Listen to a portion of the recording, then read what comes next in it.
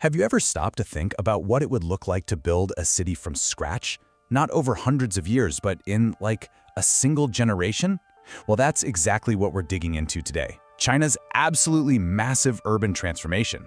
We're talking about how they built entire cities straight up into the sky to handle a population that was on the move like never before.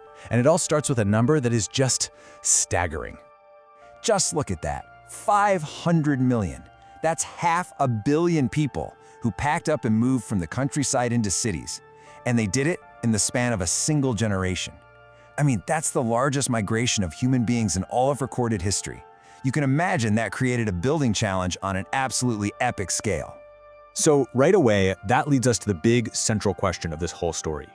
How in the world do you even begin to build enough homes, enough roads, enough everything for 500 million people, especially when you have to do it basically overnight? The answer they came up with would literally change skylines forever. To really understand their solution, we first have to get a feel for the problem itself. Let's call it the Great Urban Rush. Okay, now this is where it gets really wild. Take a look at this chart. The kind of urban shift that took Europe and the United States more than a century to go through, China did it in about 40 years. 40! Think about that compressed timeline. There was zero time for slow, steady, sprawling growth. The pressure to build was just immense. And here are the numbers to prove it.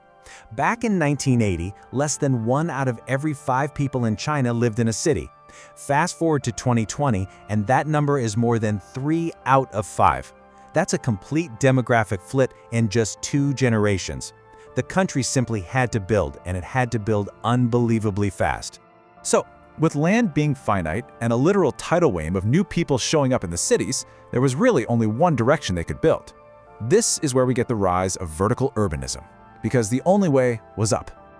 Now, this wasn't just about throwing up a bunch of tall skyscrapers. No, it was a whole philosophy, a deliberate strategy. The core idea of vertical urbanism is to create these super dense, super efficient cities by, well, stacking everything people need: your home, your office, the grocery store, maybe even a park, all on top of each other in one giant building. And this slide just perfectly lays out the difference. On the left, you've got the model that many of us are probably used to, urban sprawl, where everything is spread out and you basically need a car to get anywhere. But on the right, you have this vertical density model. Here, cities are walkable, your commute can be as short as an elevator ride, and all the places you work, live, and play are completely integrated. So the big question is, how did they actually do it? How did they build these incredible vertical cities so fast? Well, it turns out there's a kind of recipe.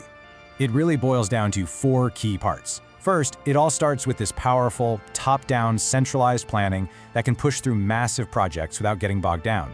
Then, you mix in cutting-edge construction technology to make everything happen way faster.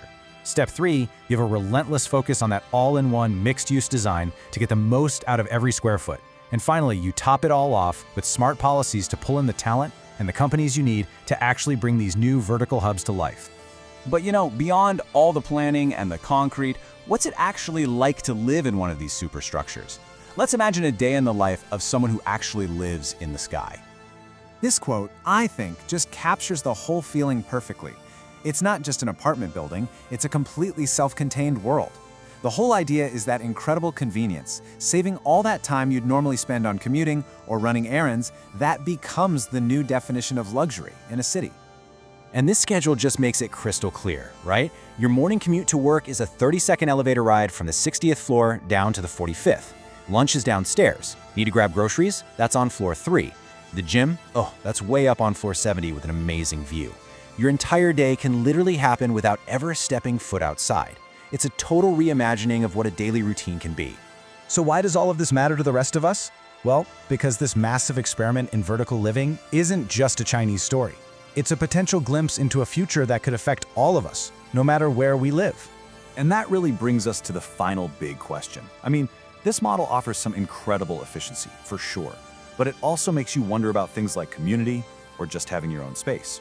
As our world's population keeps growing and more of us move to cities, are these hyper-dense vertical cities the most sustainable way forward for all of us? What China's experiment has really done is show the world what's possible at a scale nobody had ever seen before. And it leaves us with this really powerful thought.